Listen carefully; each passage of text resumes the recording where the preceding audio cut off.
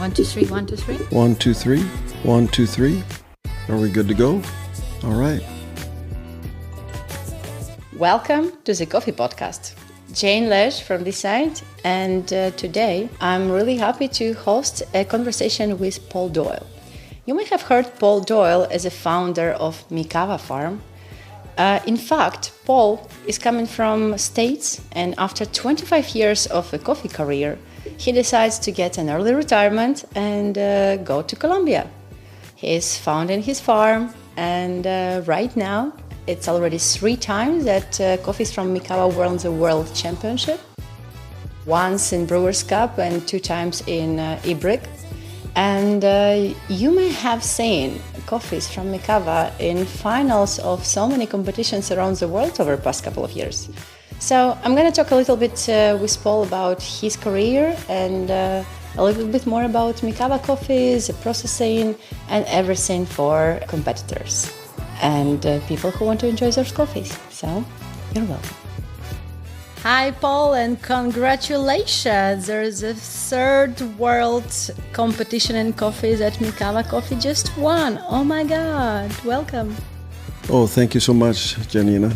It's a privilege to be here.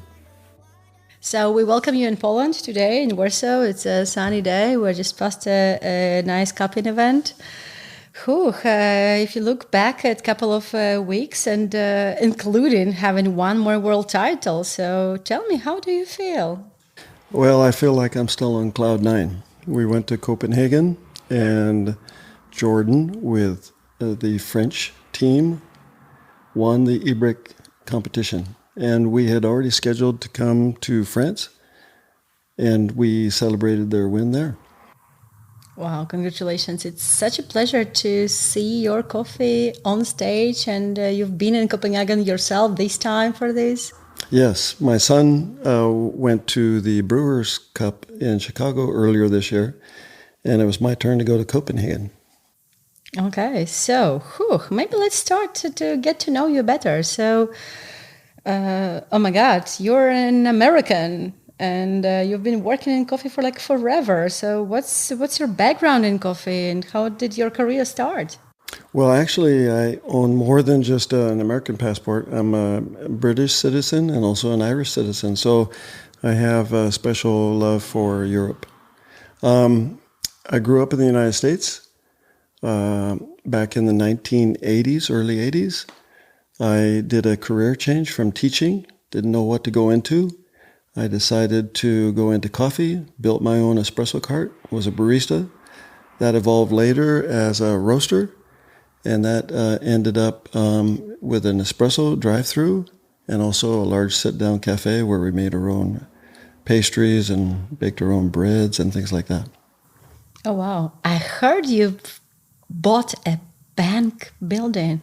There was a bank that went out of business, and I made a really low offer on it. And the realtor that I hired to act as a buyer's agent helped me. And sure enough, the bank sold it to us for a pittance. So that's how we grew into this large building. I was in coffee for about 25 years in the United States. Oh my God. And then I took an early retirement and moved to Colombia. Okay, so let's start this Colombian journey. So you first move just for your heart and for your passion. And what did you do first couple of years in Colombia?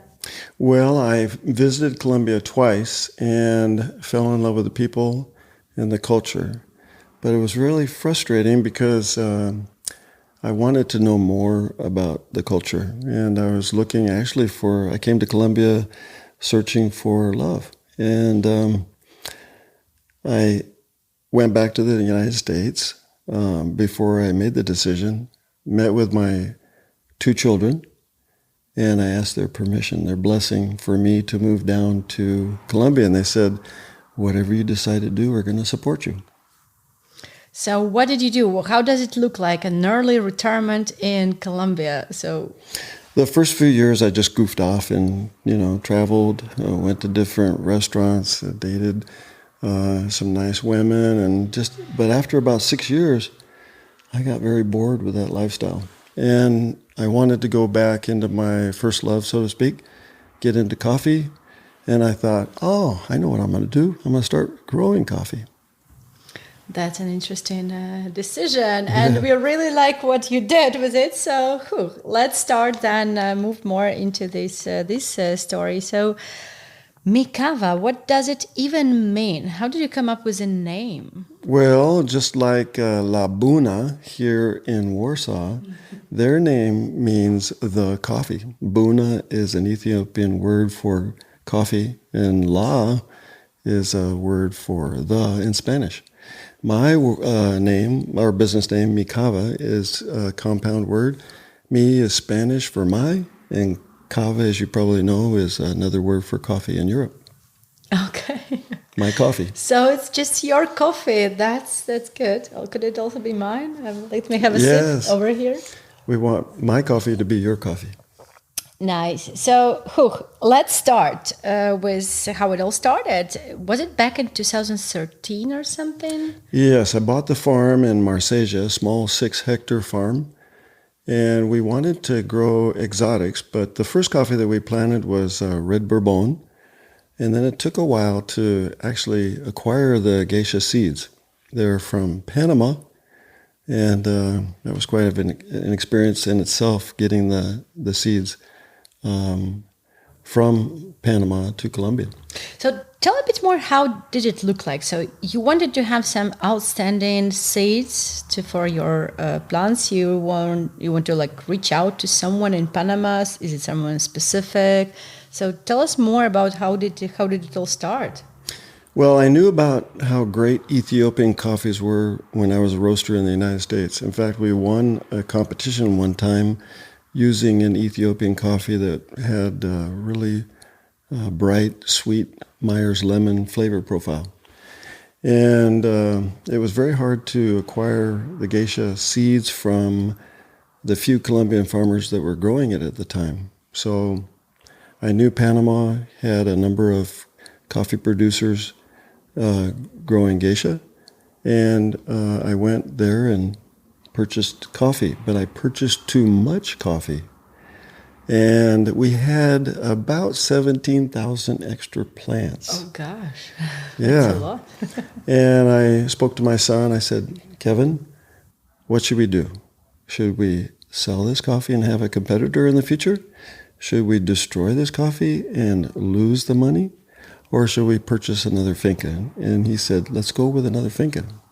We sold 2 cars in the United States to purchase the small finca in Santuario, another pueblo farm, a small town, about 2.5 hours away from our other farm in Marsella. So right now you still have 2 of them, right? And they're about, 6 hectares each? Each farm is 6 hectares, yes. And how does it look like right now as a landscape? So there's a lot of geisha. What else? You mean in regards to other producers? No, it's in your farms. What do you grow? Oh, we grow primarily geisha, and we also have 2 Ethiopian landrace coffees. One Ethiopian won the best of Latin America a few years ago, and we have Sudan Rumé. That's done really well in the competition stage. Mm-hmm. And then the rest is geisha. Okay. All right. So let's come back. That was a nice story. So you had one, then you had another. You planted a lot of geisha trees. And as far as I remember, your signature processing is a carbonic maceration. Most of the coffees are. Tell us more about why, where is this coming from? Well, I was interested in carbonic maceration from the get-go because I'm from an area in Oregon where I used to live that produces really nice coffees. And I knew that some coffees are produced with carbonic maceration, CO2. I also was aware of the interest that Sasa Sestic had with carbonic maceration, and I did a lot of reading from Louis Pasteur and others that had been working with carbonic maceration, and I knew that I had to process my coffees, at least on an experimental basis. When I tried it, I thought, wow, that's the kind of profile I like. So we have various standard or various profiles that we have. We have an extended carbonic maceration. We have a normal, natural, extended, a 6-day fermentation. And then we just came up last year with a washed hybrid carbonic maceration geisha. So that washed one, it was the one who just won on the world stage, and washed. It's one of the first times I have ever seen you producing washed coffees. What happened? How did you decide to go into washed? Well, in 2019, we won the Cup of Excellence with a natural 6-day fermentation. Our extended fermentation has done really well too in the world stage, but we had a few clients request a washed coffee. I like washed coffees, but I wanted it to be a little different. Our tagline on our logo is Mikava Distinctive Coffees. So I wanted to have a washed coffee that was distinctive also. So it starts out as a natural carbonic maceration. We pulp it and then use more carbonic maceration. We ferment it in water and also use mosto, the juice that's created when coffee is in tanks that's being fermented. So that's how we came up with it. And we sent 4 samples that were natural coffees to the team in France, Jordan and Pierre. They said, your coffees are really good, but we were looking for something a little different. So I said, how much time do we have before you compete in the competition? They said, about a month. I said, okay, hold on. I'll make you a washed hybrid geisha and see what you think. So I sent that washed coffee to them a few weeks later. They said, that's it. And they used that with a tiny bit of churroso and won the competition. Oh my God. Yeah. So it was a very tight schedule. Yes, it was. And I was a little afraid that the coffee wouldn't be ready in time, but when they tried it, they had enough time to use it. That's really great. Yeah. Cheers, Jordan. Congrats once again on winning the world. And Pierre. Well, Jordan and Pierre won it last year with our coffee. And using my geisha, natural, and another geisha from Ethiopia. And Jordan is good friends with Pierre. They're probably best friends, I think. And Jordan and, Pierre was coaching Jordan this year. Yeah. So I've seen. So that's a fantastic outcome and a teamwork. Alrighty, so moving back. 2013, you're starting up slowly, you're growing, and then 2019, you are winning Colombian Cup of Excellence. It's the first time that Risaralda region is winning. It's the first time that's not a Colombian producer, but basically a gringo. Right. And you're setting the highest score, which is still not beaten, isn't it? Yeah, we raised quite a few eyebrows that year. I actually entered the Cup of Excellence in 2018 with the recommendation of a couple of friends of mine. After trying the coffee, they thought that we should enter it. I had to withdraw in 2018 because I didn't have enough coffee for their auction. Mm-hmm. And then in 2019, we did have enough of the natural coffee. We submitted it. And we won with a 92.71, which is the highest score in the Colombian Cup of Excellence. And it was the first time a natural coffee won, and first time the Department of Risaralda won, and the first time a gringo won. So once it was revealed it's a natural, what was the reaction? How did the industry react to that achievement? Well, I think more coffee producers are making naturals. It's very difficult in Colombia because of in certain regions, how humid it is. But it can be done. Mm-hmm. So. So what does it change for business once you are Cup of Excellence winner of such a big country of Colombia, such diverse and rich coffee? So what happened after that? Well, as a former barista and a roaster, I have a connection with. I have a fondness for competitors and baristas and roasters, and we have winning the Cup of Excellence put us on the radar. Who's this guy? And we've had a lot of interest over the years from various competitors. Sherry from Taiwan won the Worlds using our coffee. And you didn't know about this, right? No, that was kind of a surprise. One of our distributors sold her coffee, and the day before she was competing, I found out, much to my surprise. The same thing happened with Pierre in France.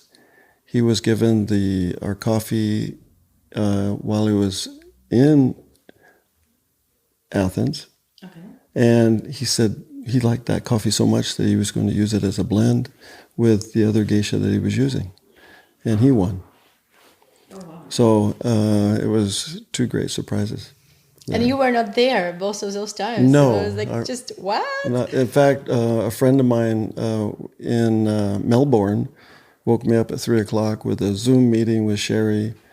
And he introduced me to Sherry, and I had the good fortune of meeting her later in Athens.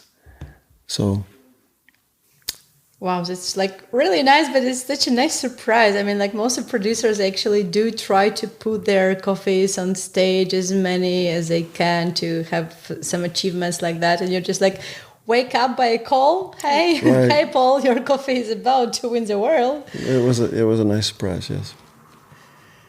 Nice. Okay, so then obviously once the coffee of a producer, Cup of Excellence is one thing, but when you win the World Brewers Cup, that puts you in an entirely different spotlight. Yes.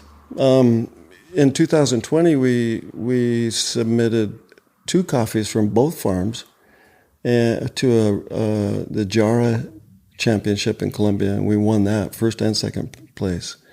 And then Daiki, using our coffee in Japan, came in second place, competing against Matt Winton in the Brewers Cup. Okay. And then Sherry won with our coffee in the Brewers Cup in 22. Pierre won with our coffee in the Ebrick division in 23. And then Jordan won. So what we hope to do in the future, if any competitors want to contact us for Barista Championship, let us know. All right. Yeah. Like new categories. So let's talk a little bit more about how do you like to work with, how do you see working with competitors? I mean, like there's so many people in the world who dream to compete, who want to compete, and many who are established professional competitors with a lot of achievements. So they are looking for coffee and maybe they want yours. What should they do? How do you see the best case scenario? How much time in advance they need to think about it? Where should they reach out? So how do you see that best case to work with you? Well, it's always nice to have as much notice as possible beforehand because natural coffees take a long time. 4 to 6 weeks for them to dry completely, and then there's a resting time of in between 1 and 3 months in Grain Pro or oxygen barrier bags, and then milling and then shipping. Samples need to be sent. But it's also nice to form a relationship, a friendship with the competitors and understand where their desires are, what kind of a profile they like, whether they like a mild or a more pronounced and profound flavor profile. Last season, my team used your coffees quite like many times. And I would hardly imagine them starting it by themselves, like reaching out different producers to search for coffee. And very often the competitors, especially like Brewers Cup baristas, they're not roasters. Right. And like they can have a team and maybe a roastery behind them, but different coffees require different experience and amount of coffees that you needed to roast on different machines to actually achieve the most of it. So where I see there's a lot of opportunities to actually work with some of established roasters who work with your coffee already in the first place. Like, is there like anyone you can name in the world where they could reach out? Well, Roger Zapata in Ireland, Dublin, he is a distributor of ours, and he is a fanatic about roasting. He has a roast sample roaster, and he's developed a lot of different samples, profiles for samples. We also could send green coffee to people that have sample roasters. We could send coffee to you, for example. You know our coffees very well. You know what is the best profile. You have a number of different machines to roast on. Eric in Taiwan is another distributor. Or you could visit the farm in Colombia. We could do some cupping, and you could pick out a lot that you might like. That's the best way. Yeah.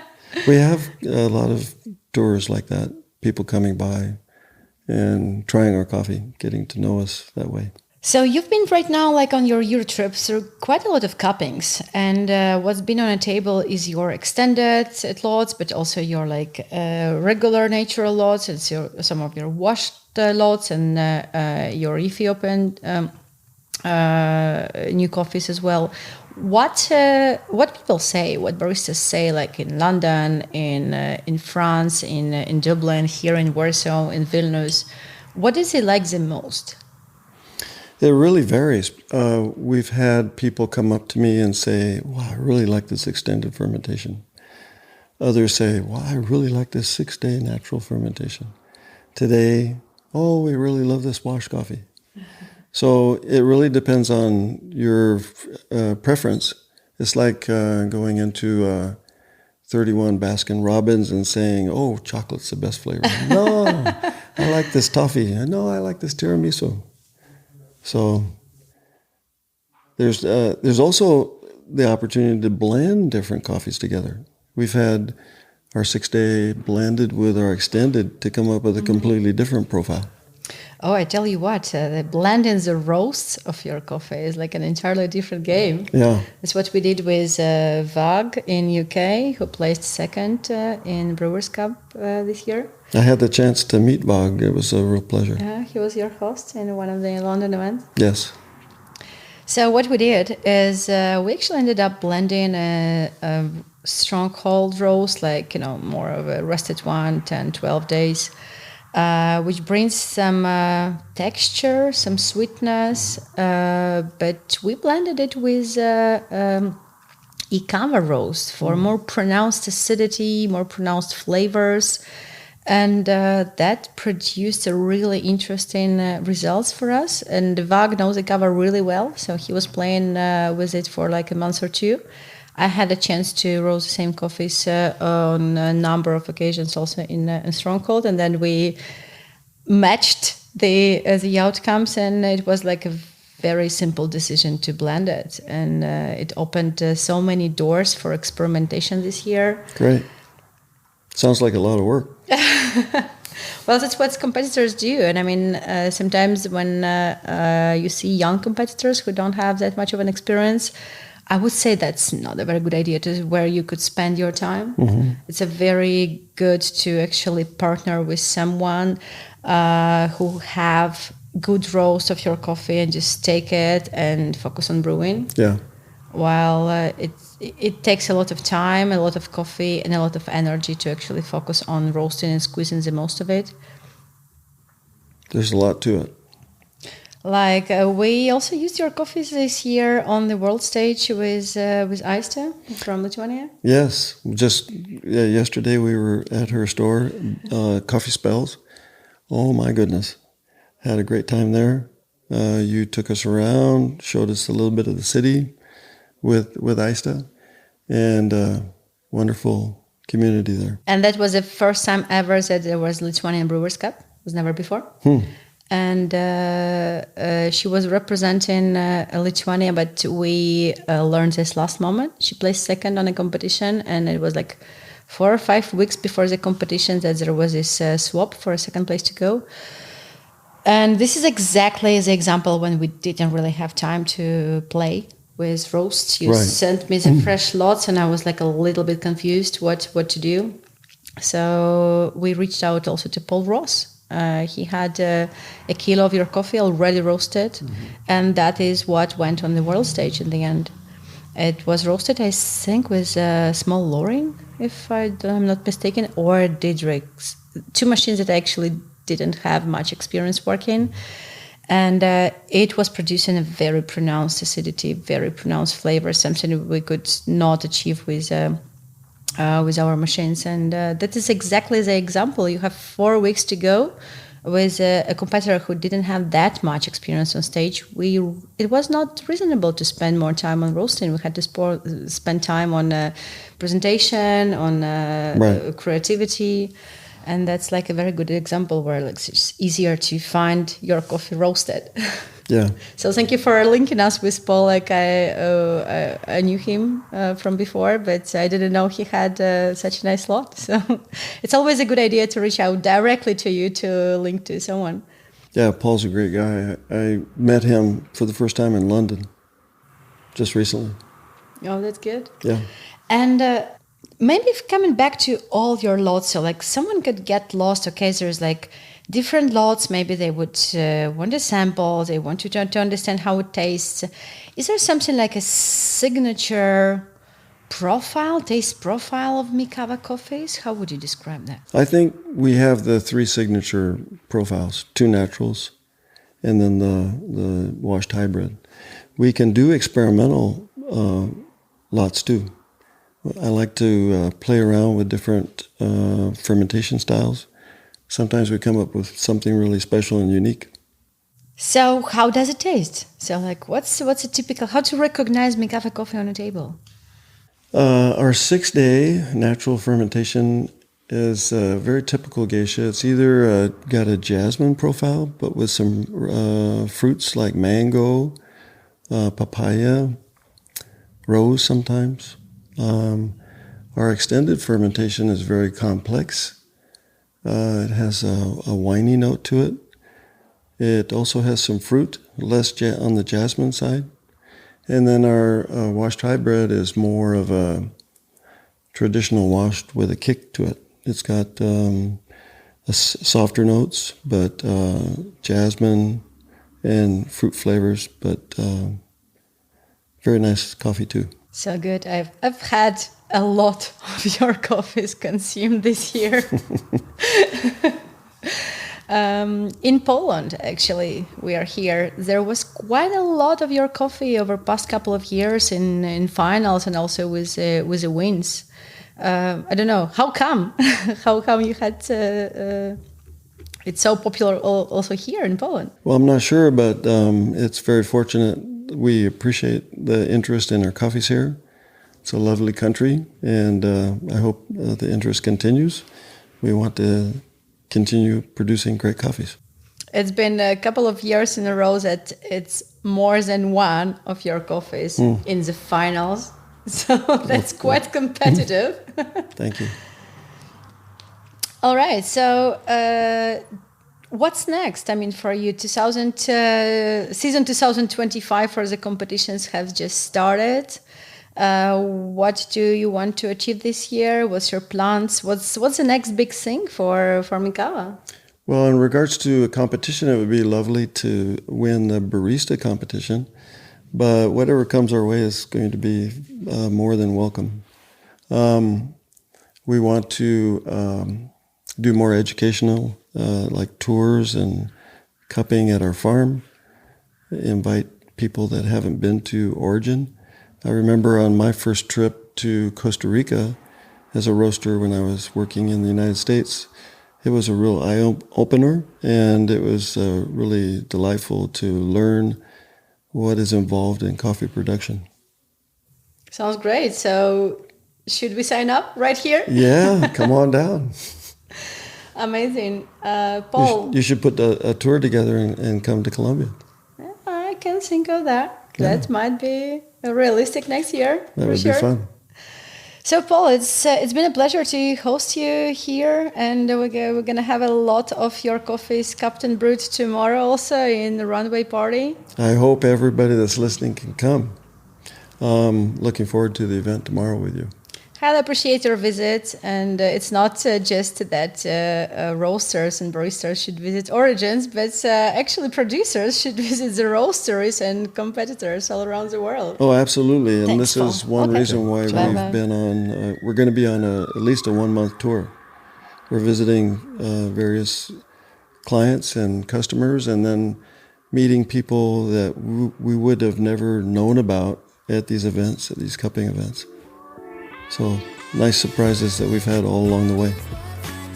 That sounds amazing. So thank you so much for visiting us here in Poland, and I'm looking forward to see you soon back at your house this time. Okay. And I'm looking forward to see how many of Mikava Coffee's gonna smash the competitions season 2025. Well, thank you so much for hosting us. Appreciate it very much.